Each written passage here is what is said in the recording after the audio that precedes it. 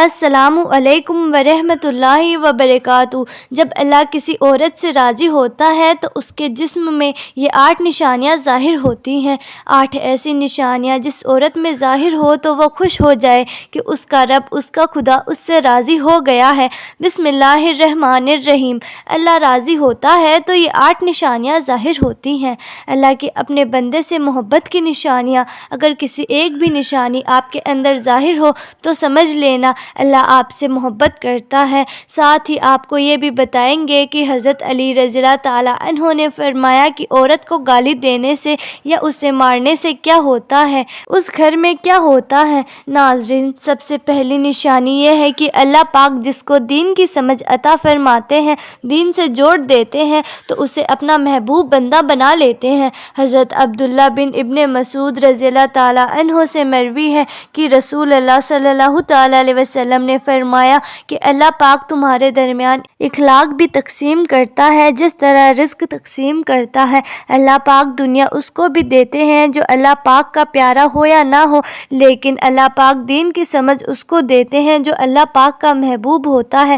عبادت کی محبت، قرآن کی محبت، اللہ پاک کی محبت، اللہ تعالیٰ کے ذکر سے محبت، رسول اللہ صلی اللہ تعالیٰ علیہ وسلم پر درود اور سلام بھیجنے کا شوق اور تڑپ، یہ وہ چیز ہے جو اس بات کی نشانی ہے کہ اللہ نے اسے بہت پیارا بنا لیا ہے۔ دوسری نشانی یہ ہے کہ رسول اللہ صلی اللہ تعالیٰ علیہ وسلم نے فرمایا اللہ جسے اپنا محبوب بندہ بناتا ہے تو پھر اس پر تھوڑی سی آزمائش بھی ڈالتا ہے، یعنی اللہ پاک یہ دیکھنا چاہتا ہے کہ یہ بندہ میرے فیصلے پر راضی ہوتا بھی ہے یا نہیں۔ جو راضی ہو جائے اللہ پاک اسے دنیا میں بھی راضی کرتے ہیں اور آخرت میں راضی کریں گے۔ جو اس وقت بوکھلاہٹ کا شکار ہو جائے کہ یہ کیا ہو گیا میرے ساتھ، میں تو نماز بھی پڑھتی ہوں، قرآن کی تلاوت بھی کرتی ہوں، پھر مجھے بخار کیوں آ گیا، میں تو دین کے راستے پر بھی چلتی ہوں، پھر مجھے کیوں فکر ہو رہی ہے، تو ایسا نہیں سوچنا چاہیے۔ حضرت بلال حبشی رضی اللہ تعالیٰ عنہ سے کسی نے پوچھا کہ آپ بڑی توحید کی باتیں کرتے ہیں تو آپ کے اتنی بری طرح سے مار کیوں پڑی، تو آپ رضی اللہ تعالیٰ عنہ نے فرمایا کہ تم بھی تو بازار جا کر برتن خریدنے سے پہلے اسے بجا بجا کر دیکھتے ہو کہ مٹی صحیح طرح سے لگی ہے یا نہیں۔ بس اللہ نے مجھے آزمایا تھا۔ اس کے بعد یہی وہ غلام تھا جس کا رنگ کالا تھا، جس کے بارے میں اللہ کے رسول صلی اللہ تعالیٰ علیہ وسلم فرماتے ہیں کہ جب میں جنت میں جا رہا تھا، جب مجھے معراج کرائی گئی تو آگے آگے کسی کے چلنے کی آہٹ سنائی دی۔ میں نے حضرت جبرائیل علیہ السلام سے پوچھا کہ یہ کون ہے؟ جواب ملا یہ بلال حبشی ہیں جو آپ کے آگے چل رہے ہیں۔ حضور پاک صلی اللہ تعالیٰ علیہ وسلم جب واپس آ گئے تو حضرت بلال رضی اللہ تعالیٰ عنہ سے پوچھا کہ تم ایسا کون سا عمل کرتے ہو؟ تو حضرت بلال رضی اللہ تعالیٰ عنہ نے فرمایا کہ آپ ہی نے تو فرمایا تھا کہ ہر وقت باوضو رہنا چاہیے، تو میں ہر وقت وضو کی حالت میں رہتا ہوں، اور جب بھی بے وضو ہوتا ہوں تو پھر اس کے وقت ہی میں وضو کر لیتا ہوں، اور جب وضو کرتا ہوں تو تب 2 رکعت نماز بھی پڑھ لیتا ہوں۔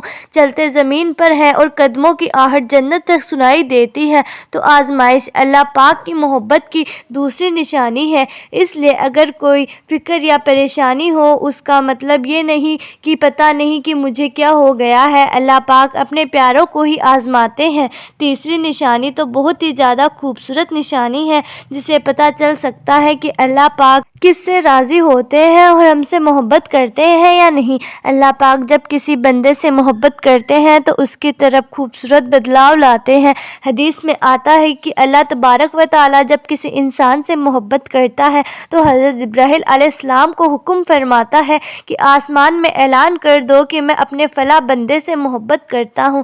حضرت جبرائیل علیہ السلام آسمان کے اربوں خربوں فرشتوں میں اعلان فرما دیتے ہیں کہ اللہ اپنے فلاں بندے سے محبت کرتا ہے، لہٰذا حضرت جبرائیل علیہ السلام کے تمام فرشتے اور تمام نورانی مخلوقات اس بندے سے محبت کرنے لگتے ہیں۔ پھر ایک فرشتہ دنیا میں آتا ہے اور زمین والوں میں اعلان کرتا ہے کہ فلاں شخص اللہ کا محبوب بندہ ہے۔ حضرت جبرائیل علیہ السلام اور آسمان کی تمام نوری مخلوقات اس سے محبت کرتی ہیں، لہٰذا تم بھی اس سے محبت کرو۔ اس طرح سے دنیا والوں کے دل میں بھی اللہ سبحانہ و تعالیٰ اپنے اس بندے کی محبت ڈال دیتے ہیں۔ لہٰذا ہمیں دنیا میں ایسے کام ضرور کرنے چاہیے کہ جن کے کرنے سے اللہ سبحانہ و تعالی ہم سے راضی ہو جائے۔ حضرت عبداللہ ابن عباس رضی اللہ تعالی عنہ فرماتے ہیں، جب نیکیاں قبول ہو جاتی ہیں تو انسان کے جسم میں یہ 5 نشانیاں ظاہر ہوتی ہیں۔ نمبر 1، جب انسان کی نیکی قبول ہو جاتی ہے تو اس کی وجہ سے اس کے چہرے پر عجیب سی رونق آ جاتی ہے، یعنی وہ انسان دنیا کے سامنے اپنی خوشی کا اظہار اپنی مسکراہٹ اور بادشاہت کے ساتھ کرتا ہے۔ وہ ہر ایک وقت خوش رہتا ہے، بلکہ یوں لگتا ہے اس دنیا میں اس سے بڑا سکون اور وقار والا کوئی نہیں ہے۔ لگتا ہے کہ اسے دنیا کا کوئی غم ہی نہ ہو۔ وہ خوشی ہر ایک کو نصیب نہیں ہوتی۔ نمبر 2، اس کا دل روشن ہو جاتا ہے، یعنی وہ ہر وقت اللہ کے وعدوں پر امید رکھتا ہے۔ اس کے پاس کچھ ہو یا نہ ہو، لیکن اس کے دل میں اتنی خوشی ہوتی ہے کہ اس کو کوئی پرواہ نہیں ہوتی۔ اور یہ یاد رکھنا کہ امیر انسان مال سے نہیں بنتا، بلکہ امیر ہمیشہ دل سے بنتا ہے۔ حضرت علی رضی اللہ تعالی عنہ فرماتے ہیں، دولت مٹی کی طرح ہے اور مٹی کو پیر کے نیچے رکھنا چاہیے۔ اگر سر پر چڑھاؤ تو یہ قبر بن جائے گی اور قبر زندہ لوگوں کو نہیں ہوتی۔ نمبر 3، جب کسی کی نیکیاں قبول ہو جاتی ہے تو اس کے جسم میں نیکیوں کی طاقت آ جاتی ہے اور شیطان اسے گمراہ نہیں کر سکتا۔ شیطان سے بچنے کی قوت اللہ اس کے جسم میں پیدا کر دیتا ہے۔ نمبر 4، وہ اپنے مال اور دولت میں فراوانی پیدا کرتا ہے، یعنی اللہ اس کے رزق میں برکت پیدا کرتا ہے۔ وہ چاہے لوگوں پر کتنا بھی خرچ کرے، ضرورت مند کو کتنا بھی بانٹے، اس کی دولت میں کمی نہیں آتی۔ نمبر 5، لوگوں کے دل میں اس کی محبت پیدا کر دیتا ہے، یعنی جب اللہ اپنے بندے سے خوش ہوتا ہے تو اس وقت اس کی محبت لوگوں کے دل میں پیدا کر دیتا ہے۔ ناظرین، اب آپ کو بتاتے ہیں کہ عورت کی ذمہ داری کیا ہے۔ حضرت علی رضی اللہ تعالی عنہ نے فرمایا کہ عورت کی سب سے بڑی ذمہ داری کیا ہے۔ حضرت علی رضی اللہ تعالی عنہ کی خدمت میں ایک شخص آیا اور دست ادب کو جوڑ کر عرض کرنے لگا، یا اللہ، میری بیوی میرے گھر کا کام صحیح نہیں کرتی، نہ میرے کپڑوں کی دیکھ بھال کرتی ہے، نہ گھر کی صاف صفائی ٹھیک طرح سے کرتی ہے، تو کیا میرا ڈانٹنا غصہ کرنا صحیح ہے؟ بس یہ کہنا تھا تو حضرت علی رضی اللہ تعالی عنہ نے فرمایا، اے شخص، کس نے کہا کہ تمہاری بیوی پر تمہارے گھر کا کام واجب ہے؟ یاد رکھنا، اسلام نے عورت کی عزت کو جتنا بلند کیا ہے اتنا کسی مذہب میں نہیں کیا۔ میں نے اللہ کے رسول صلی اللہ تعالی علیہ وسلم سے سنا کہ عورت کی سب سے بڑی ذمہ داری یہ ہے کہ وہ اولاد کی اچھی پرورش کرے اور وہ اپنی اولاد کا خیال رکھے، لیکن اگر اپنی اولاد کی پرورش کرنے کی عزت شوہر سے مانگنا چاہے تو وہ بھی مانگ سکتی ہے۔ اور تم گھر کے کام کی بات کر رہے ہو، خوشی سے گھر کا کام عورت کرتی ہے، گھر کو سنبھالتی ہے، تو یہ اس کی عظمت ہے، یہ اس کا بڑا پن ہے۔ اس کا شکریہ ادا کرو، اس کا ایک احترام کیا کرو۔ میں نے اللہ کے رسول صلی اللہ تعالی علیہ وسلم سے سنا کہ جس وقت عورت اپنے گھر کا کام کرتی ہے اس وقت اللہ اپنے فرشتوں کو زمین پر بھیجتے ہیں اور کہتے ہیں کہ جب تک یہ عورت گھر کا کام کرتی رہے اس کے لیے عبادت لکھتے رہو، اور وہ وقت جو عورت گھر کے کام میں لگاتی ہے وہ اس کی عبادت میں شامل ہو جاتا ہے۔ یہ عورت کی عظمت ہے کہ وہ تمہارے گھر کو جنت بناتی ہے،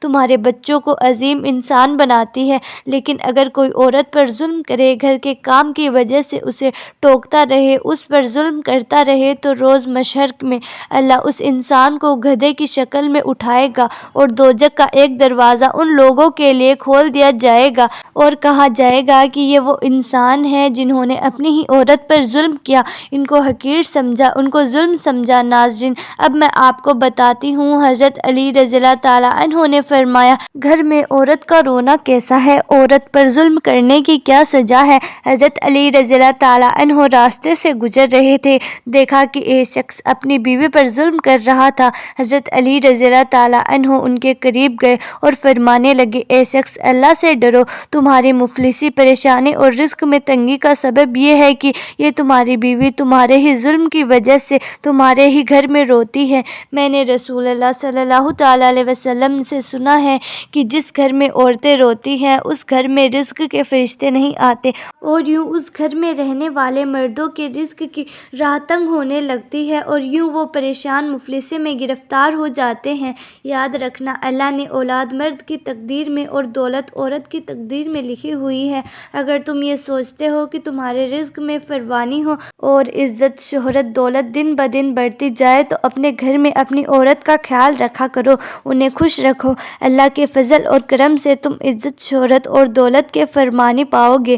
ناظرین، اسی طرح کا ایک اور واقعہ ہے کہ ایک مرتبہ حضرت علی رضی اللہ تعالیٰ عنہ راستے سے گزر رہے تھے۔ آپ نے دیکھا ایک شخص اپنی عورت پر ظلم کر رہا تھا اور اس کی توہین کر رہا تھا۔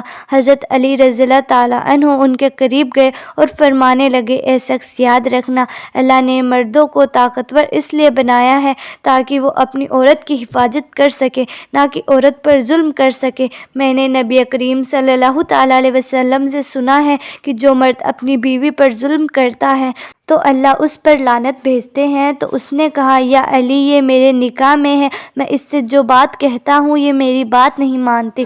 تو حضرت علی رضی اللہ تعالیٰ عنہ نے فرمایا کہ نکاح کا مطلب یہ نہیں کہ تم نے اپنے لیے غلام خریدا ہے، بلکہ نکاح کا مطلب یہ ہے کہ تم نے اپنی نسل بڑھانے کے لیے عورت سے مدد طلب کی ہے اور تمہاری اولاد کے اچھے ترتیب کے لیے اس عورت کو چنا ہے۔ اے شخص، جس سے مدد لی جائے اس کو غلام نہیں سمجھتے، اور جو تمہاری اولاد کو پروان چڑھائے اسے حقیر نہیں سمجھتے، بلکہ تمہیں اس کا شکر گزار ہونا چاہیے۔ اللہ تعالیٰ سے دعا ہے کہ اللہ ہم سب کو دین پر چلنے کی توفیق عطا فرمائے، ہمارے لیے رحمت بنائے اور ہمیں دین کی مکمل سمجھ نصیب فرمائے، آمین۔ ناظرین، امید کرتی ہوں کہ آپ کو ہماری آج کی ویڈیو پسند آئی ہوگی۔ اگر آپ کو آج کی ویڈیو پسند آئی ہے تو آپ سے گزارش یہی ہے کہ ویڈیو کو لائک کریں اور زیادہ سے زیادہ لوگوں تک شیئر کریں، اور آپ بھی صدقہ جاریہ کے حقدار بنیں، اور ایسی ہی معلوماتی ویڈیوز کے لیے ہمارا چینل بھی سبسکرائب کریں۔ جلد ہی ملتے ہیں ایسی ہی نئی ویڈیو کے ساتھ، تب تک کے لیے خدا حافظ۔